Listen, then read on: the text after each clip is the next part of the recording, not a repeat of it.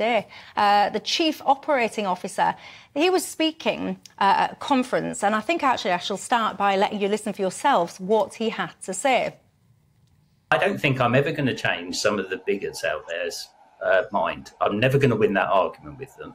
Equally, if they do come in and buy that tin of paint and behave that way, then they're not welcome in our stores anyway.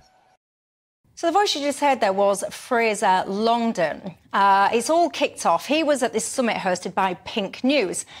I rewound right to the beginning on this, Alex, right? First and foremost, I think why are company bosses at trans rights summits? I find it a little bit odd. Why aren't they focusing on delivering their product? That's my first point.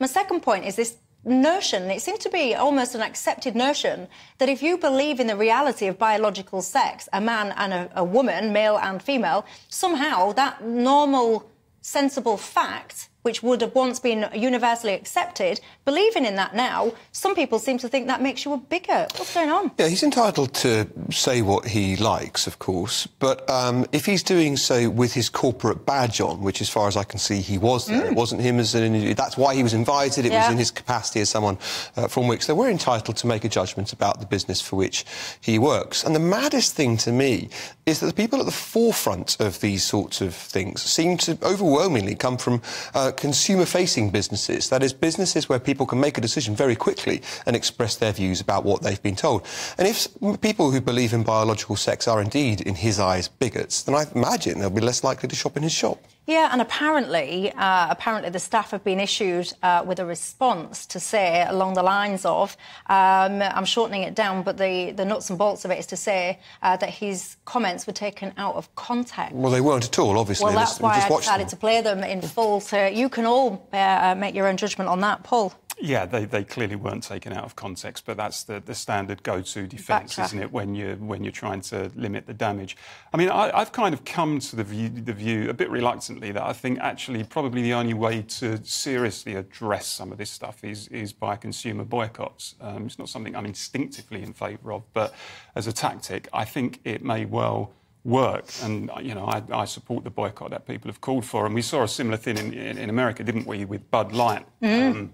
With Dylan Mulvaney. Yeah, and the boycott clearly had an effect there. And where you have an institution that is kind of peddling this hyper-progressive ideology, which is only really shared, as we know, by a minority of the population, and large parts of this country find it all a bit weird and a bit unfathomable.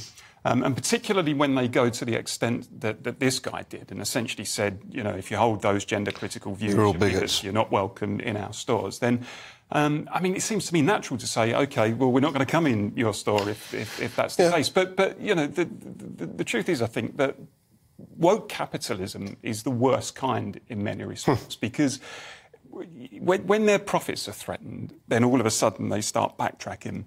And it's why we see Wickes put out the statement tonight.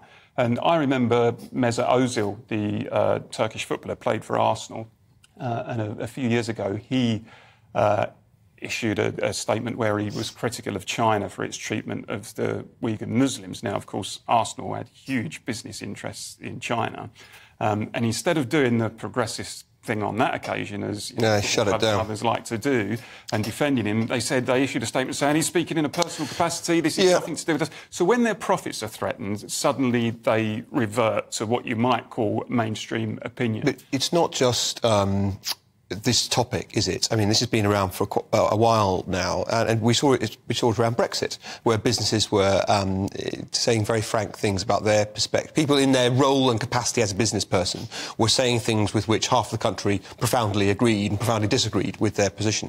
And it happened with me over a brand that I won't say which, well, it was Berry Brothers, Vintners. And their new CEO used his media round when he was appointed to slag off Brexit and everyone who voted for it and said how terrible it was.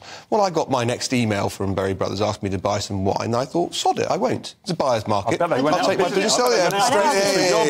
just about to say, have you seen how much he drinks? I'm surprised they're still trading, quite frankly. I deserve that. But my point was, I didn't make a big thing of it. I'm here I am now years later talking about it. I didn't make a big thing of it at the time. I wasn't calling for a boycott from others, but I was entitled to make my own personal decision, and I did. Of course. And what we've got, really, is a never-ending treadmill, as I've said, where you've got these companies, these corporations, institutions, public services, who are constantly looking to do the next thing, constantly looking That's right. to flaunt their woke credentials and to outdo everybody else. And that's why we're seeing more and more of this. But can I just say, as a woman, by the way, I find some of this conversation, not your two's conversation, but this whole kind of conversation about can a man become a woman, I actually find it pretty damn offensive, actually, because we've just kind of sleptwalked into this situation where a man can stick a dress on, say, "Ooh, today I'm in girl mode," and go into female toilets and all of this kind of thing. And it's become, A, the norm in a lot of places.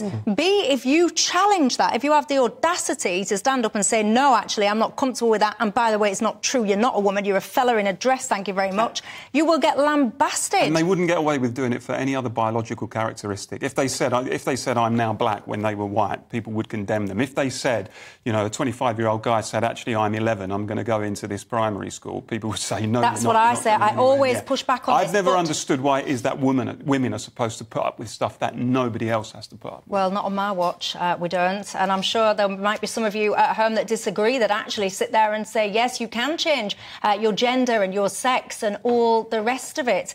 Different opinions and all that. Let me know your thoughts. gbviews@gbnews.com.